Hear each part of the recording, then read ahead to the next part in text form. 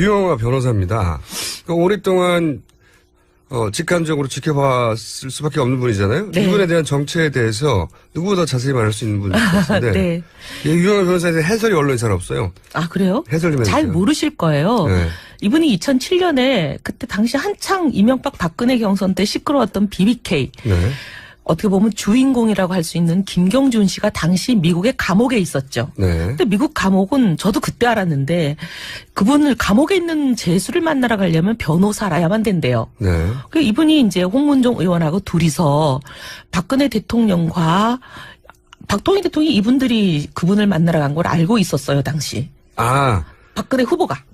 당신은 후보죠. BBK 미국 감옥에 가서 BBK 김경준 씨를 만나서 그때 뭐 회의를 했다는 어쨌든 말도 많았는데 뭘 했는지는 알 수 없는데 어쨌든 만나러 간 건 2번을 만나러 갔죠. BBK 김경준을 미국의 교도소로 만나러 간 사람은 언론에 보도되기로는 이혜훈 의원이라고 보도됐어요 그때. 친박들이 그렇게 만들었죠. 아 본인이 안 갔는데 본인이 간 걸로 뒤집어 씌운 겁니까? 그랬죠. 근데 실제로는 이 유영아 변호사였다? 네네. 폭로! 처음 나온 얘기입니다, 이거. 폭로네.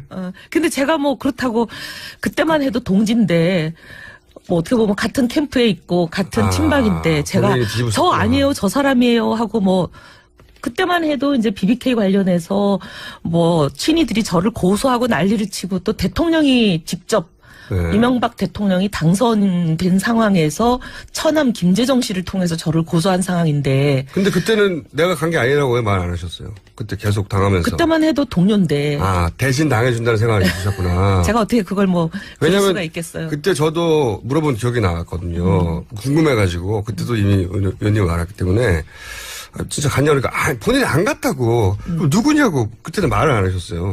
뭐 그때만 해도 동료인데 제가 뭐 동료를 배신하고 팔고 그러긴 좀 어려웠어요. 지금은 동료가 아니구나. 쫓겨난 지 10년이 넘었는데. 아니 근데 그렇다면 BBK 당시 크게 논란을 했던 네. BBK 그 시국 근데 당시에 이분이 그러고 나서 네. 최근 한 몇 년 전에 어디 조그만 라디오에 가서 본인이 그때 갔었다고 얘기하신 걸로 제가 기억해요. 최근에는 근데 보도가 되진 않았어요. 최근에는 예. 그때 이제 대신 뒤집어 쓰고 그걸 고생 많이 하셨죠. 예. 엄청나게. 아니 뭐 현직 대통령이 당선되자마자 2월 25일 날 취임하신 분이 바로 그러고 공천 심사받고 있고 대통령이 이제 공천권을 거의 갖고 있는데 그때 친박 학살할 때 아니에요? 네. 근데 저를 그걸로 자기가 막 임명한 검찰총장한테 넘겼으니 뭐 저는 죽는 거였죠. 근데 그때는 살아났고. 그때는 오히려 살아났고요. 그 다음에 이제 4년이 지나서 박근혜 비상대책위원장이 공천에 전권을 가졌을 때 그때 잘리셨죠. 갑자기 친박 중진 한 분이 저한테 전화를 하더니 내일 검찰이 발표한다는데 뭔 발표를 모종의 발표를 하는데 전혀 반박하지 말고 입 다물고 있어라. 무슨 발표하는데 그랬더니 들어보면 알아.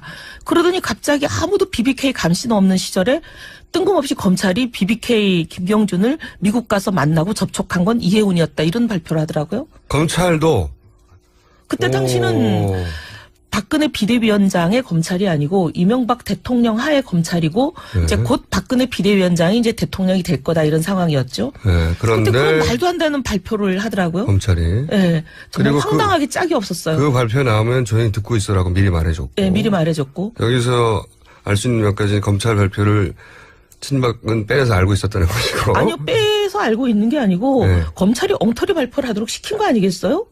그렇죠. 알고 있을 정도가 아니라 시킨 거 폭로이. 근데 사실 그렇게 되면 박근혜 대통령과 이명박 전 대통령 사이에 사실 교류도 있었다는 얘기잖아요. 이런 정보나. 그때만 하더라도 이미 이제 그 박근혜 대통령 이명박 후보 예비 후보 비슷한 이런 네. 이미 회동이 있었고 다 그런 게 정리된 상태 아니었었어요? 네. 어쨌든 거기서 이제 이혜훈은 제거하는 걸로 정리가 된 거군요. 뭐 그건 모르겠는데 어쨌든 그래가지고 너무 어이없고 기가 막히고 그때 그랬었어요. 근데도 뭐 왜 말을 안 하셨어요? 그럼 조용히 있으라고 그래서 조용히 있으셨어요? 아니요 그런 건 아니고 제가 이제 언론에는 다 전화해서 미국 감옥에 변호사 자격증이 없는 사람이 갈 수가 없다 확인해봐라. 그리고 내 출입국 기록을 확인해봐라. 그리고 허위사실 유포로 걸겠다. 제가 일일이 언론 대응은 했죠. 혼자? 네. 정말 힘들었어요. 예, 저기서는 검찰 발표로 공격하는데 혼자 이제 한 거죠. 네. 이렇게 저항했으나 아무 소용없고. 뭐 힘도 없으니까 뭐 안 되고. 예. 아무 소용없이 떠내려갔고 그때요. 그리고 이제 까마득히 떠내려갔다가 친박이 제 공천을 잘랐죠. 네. 저 끝으로 떠내려갔다가 혼자 헤엄쳐서 거슬러 올라온 분이에요. 왜냐하면 이분 지역구에다가 이분을 떨어뜨리려고 이현 의원을 조윤수 전 장관을 지금 문체부 장관이죠. 네, 저는 그때 전 장관 신분으로 청와대에서 확 갔는데 혼자 헤엄쳐서 이긴 거예요. 네. 장하십니다. 아, 우리 서초구민들이 위대하신 거죠. 미리 알아보시고. 미리 알아보시고. 자, 유영아 변호사에 대해서 또 얘기하실 거 없습니까? 요 정도면 됐나, 1차로? 아니, 그리고 이제 굉장히 제가 굉장히 납득할 수 없었던 거는 총선 종합상황실장을 할 때 2012년에. 네. 군포에 세 번째 출마하시는 때였거든요. 두 번은 이미 낙선하셨고. 네. 군포에서 이제 세 번째 낙선하실 때예요. 네. 군포가 여기서 가기가 굉장히 교통편이 불편해요. 네. 3번 갔다 오면 후보가 그때만 하더라도 이제 비대위원장이죠. 네. 전국에 250개 정도 되는 지역구에서 한 번만 와서 손을 흔들어주면 내가 당선이 된다고 아우성을 칠 때요. 그때입니다. 맞아요. 250명의 후보가. 네. 근데 본선은 13일밖에 없어요. 네. 근데 손수조 후보에게 거의 한 번을 갔다 오면 그렇죠. 우리 후보는 10시 이전에는 또 안 나오시는 분이니까. 그래요? 예. 그렇기 때문에 이제 부산에 한 번 갔다 오면 거의 하루가 다 날아가요. 근데 그래요. 손수조에게 여러 번을 갔기 때문에 이미 며칠이 다 날아갔어요. 상대편이 문재인. 예. 그러니까 전 며칠 의원이었어요. 남아있지도 네. 않는데 군포에 갔다 오면 대여섯 시간에 왔다 갔다 왕복이 없어져요. 근데 이 군포에 유영아 후보 한 사람을 위해서 제 기억에 3번 이상 갔어요. 아, 다른 걸 다시. 근데 왜냐면 제가 총선 종합상황실장이니까 후보의 동선을 짜잖아요. 네. 이 특정 후보를 위해서 너무 많은 시간을 할 수가 없으니까 좀 자제해달라고 몇 다른 번을. 후보 좀 가자. 예, 그리고 그럼 군포까지 이왕 시간을 들여서 갔으면 바로 옆 지역구인 시흥이 한 번도 안 갔거든요. 네. 거기는 굉장히 박빙의 차였기 때문에 한 번만 가서 이렇게 해주면 된다고. 그럼 간 김에 거기 5분만 좀 시간을 할애해달라고 여러 번 부탁드렸는데 시흥은 한 번도 안 갔어요. 근데 시흥 후보는 결국 됐어요. 되고 군포는 떨어졌죠.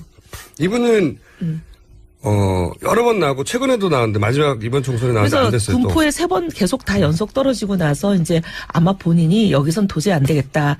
강남벨트 소위 공천만 받으면 된다는 대로 옮겨야 되겠다 이렇게 판단을 하셨는지 이번에는 송파을에 네. 이제 하셨고 일설에 의하면 송파을에 이 후보를 공천 주기 위해서 송파을의 현역 의원이든 유일호 의원을 부총리로 모셨다는 여의도의 여의도 통신이 그렇게 얘기를 하고 있었죠. 네. 그래서 유일호 의원을 부총리로 보내고 여기를 이제 그렇게 할 정도로. 송파 공천을 주려고 했으나 이분이 8명의 지원자 중에 8등을 했어요, 여론조사에서. 근데 이제 그래도 무리하게 이분을 공천을 했죠. 8등 했는데. 8등 4.2%짜리를 예. 공천을 했는데 김무성 의원이 이건 도저히 너무하다. 이런 공천은 내가 도저히 거기서 이제 옥새 들고 나르새가 나오는 거고. 그래서 도저히 이 공천에는 내가 도장을 찍을 수 없다. 이렇게 도장을 안 찍는 바람에 결국 무위로 끝났죠. 마지막 3번은 본인 실력을 안 낸 거고 4번째는 도장을 찍어줄 분이 나르샤 가지고 안 된 기관 운명의 주인공이네요. 근데 이 정도까지도 계속 애정을 쏟았던 분이면 혹시 이분하고 최순실 씨하고 어떤 과거에? 그거는 잘 모르겠어요. 근데 문고리 3인방하고는 굉장히 특수관계가 매일 가깝고 그래요? 자주 술을 마시고 그런 건 알고 오케이. 폭로 3. 유용아 변호사하고 문고리 3인방은 친했다. 그것까지는 확실하다는 거죠. 최순실까지는 모르겠고. 그건 모르겠어요. 그건 모르겠고. 근데 이제 거기가 관문이니까 관문까지는 가신 분이네. 문고리 3인방까지는 친했다. 근데 저는 기사 그분이 3개 나왔어요. 근데 그분이 변론을 하는데 준비할 시간이 필요하다에 대해서 굉장히 놀랐어요. 지근거리에 있고 아주 가깝고 어떻게 보면 문고리 3인방급인데 거의 모든 거를 다 알고 있고 이 사건이 터지기 전 몇 달 전부터 이런 모든 일을 계속 같이 봐왔겠죠. 봐왔을 정도만이 아니라 계속 의논을 하고 있었을 텐데. 그럴 가능성이 높죠. 그 코아 그룹 안에 들어있는 분인데 왜 몇 달 동안 준비하셨을 텐데 갑자기 오늘 준비할 시간이 필요한지. 기사도 검토해야 되고. 좀 놀랐어요. 인터넷이 안 되는 데 계셨던가? 예. 그래요. 그러니까 이분이 문고리 3인방과 굉장히 가깝고 술도 자주 마시고 그랬다고. 네. 네. 문고리 3인방하고 밥 먹고 술 먹는다는 얘기를 거의 만나기만 하면 하시는 분이니까요. 그래요. 기사 많이 나오네, 오늘. 자, 오늘 본의 아니게 이영호 변호사 특집이 됐습니다. 네. 하여튼 이분의 과거로부터 시작해가지고, 그 다음에 공직에 진출하려 했던 노력, 그 다음에 지금 문고리 3인방과의 밀접한 관계, 그리고 한 10년 전에 BBK 때 이혜원 의원으로 아직도 보도가 나와 있거든요. 그게 아니라 네. 저쪽, 김정준에게 다녀온 분은 이분이었다. 이분을 보호하려고 했네요. 네. 그리고 저는 어제 얘기 중에 대통령이기 이전에 여성으로서의 사생활 보호, 저는 이거 도무지 납득을 못 하겠어요. 네. 해보세요, 계속. 어떻게 납득을 저는 정말 기가 막힌 게, 그러면은 빌 클린턴 대통령이 탄핵까지 간 사건은 르빈스키와의 스캔들이었거든요. 예. 그럼 미국 국민들은 그거야말로 깊숙한 사생활 아닌가요? 사생활이죠. 따지자면. 네, 대통령의 사생활이죠. 그럼 사생활 보호 왜 안 했죠? 저한테 화를 내시고 그래요. 그게 아니라 대통령에게는 24시간이 사생활이 없습니다. 그렇죠. 사생활 얘기하시려면 대통령직에 나오지 않는 거죠. 그리고 왜 굳이 여성의 사생활이라고 했는지 저는 그 의미를 잘 이해를 못하겠어요. 왜 아니, 그랬어요? 그러기도 하고 그 여성 부분은 좀 이따 말씀드리고요. 네. 대통령은 공직자 중에서도 그렇죠. 최고의 공직자고 24시간이 오픈돼 있죠. 국가 안보를 책임지고 계시는 국군의 통수권자이시기도 하시기 때문에 사생활이라는 건 없는 거예요. 그래서 연락이 안 되면 안 되는 겁니다. 네. 왜냐하면 잘 때도 전쟁이 날 수 있는 거거든요. 그렇죠. 그렇기 때문에 24시간 그 보좌진들이 어디에 있고 어떤 상황인지 항상 알아야 되는 거거든요. 그래서 7시간 가지고 계속 얘기하는 거고요. 그리고 옛날에 우리가 이제 군에 있는, 사실 군 수장 중에 한 분, 제가 누구라고 이름을 얘기할 수는 없지만 그분이 성이 어떻게 돼요? 언론 찾아보면 별 몇 개였는데요? 별 4개죠. 근데 몇 프로 없어요? 몇 별? 네. 근데 그분에 대해서도 그때 이제 북한에서 비상 상황이 났을 때 그분이 보고를 몇 분 정도 늦게 받았다. 지방에서 서울로 올라오는 KTX 안에 있어가지고 그분 말씀은 연결이 잘 안 돼서 전화 늦게 받았다. 그걸로 그분 문제 삼았었잖아요. 맞아요. 그런 상태로 연락이 조금만 늦게 돼도, 왜냐하면 비상 상황이라는 게 생기기 때문에 그렇죠. 그분 자리가 그냥 위태로웠잖아요. 최종 결정권자이기 때문에 국가적 자원을 어디에 동원해 전쟁이 났어요. 그 굉장히 중요한 거예요. 근데 그게 7시간 동안 전쟁 나고 7시간 동안 국군 통수가 없어요. 그럼 어떻게 해? 말이 안 되는 때문에 거죠. 이 중요한 공직자들의 경우에는 사생활 얘기를 한다는 게 도무지 납득이 안 되고, 그다음에 저는 또 여성 문제를 좀 얘기를 하면, 여성으로서. 네. 사실 저희는 이제 준비된 여성 대통령 이렇게 하면서 여성 대통령, 저는 사실 여성 대통령을 만들기 위해서 굉장히 뛰었던 사람인데, 저희는 여성으로서 참 부당하고 억울한 대우 많이 받으면서 우리에게 걸맞는 권리를 찾기 위해서 정말 한많은 세월을 보낸 사람들이거든요. 본인이 국회의원이 된 이유 중에도 하나고, 예. 국회의원 된 이후에 사실은 했던, 언론에 잘 알려지지 않았던 업적 중에 하나도 그 여성 관련 문제를 해결한 것도 있어요. 그 다음 기회에 제가 직접 알려드리겠고. 네. 근데 이 여성 권리 문제가 해결이 될 거를 다들 기대하고 참 이날을 위해서 많이 힘들게 일해 왔는데, 여성 대통령이 되고 나서 오히려 여성들이 설당이 없어지는 경우가 많아요, 지금. 특히나 이런 말씀을 하시면 이제 누가 여성을 공직에 뽑겠으며 여성들이 직장에서 설 자리가 있겠어요? 대통령의 공직에 대한 이야기를 하고 있는데 갑자기 여성의 사생활을 얘기해버리니까. 아니, 여성 사상. 갑자기 황당해져요. 그럼 어느 직장에서 여성들을 일하라고 뽑겠어요? 여성들이 걸핏하면 무슨 문제가 생기면 여성 사상을 들고 나오면 어느 직장이 여성을 뽑겠습니까? 여성의 입장에 서보지 못한 사람으로서는 그 지점은 몰랐는데 그 이야기를 듣는 순간 여성분들은 야, 저렇게 나가면 안 되지, 이렇게 생각하는 거군요. 당연하죠. 아니, 그리고 예를 들면 여성들의 경우에는 출산과 육아와 또 그다음에 시부모를 모시고 가정 내 복잡하고 어려운 일들이 굉장히 많지만 그 모든 사생활을 희생하면서 커리어 우먼으로 인정받고 책임을 다하기 위해서 정말 죽을 고생을 하는 거거든요. 근데 우리 대통령 죄송하지만 출산, 육아, 시부모 모시는 그런 고생 안 하시는 분인데 이런 말씀 하시면 어떡해요? 여성의 사생활. 네.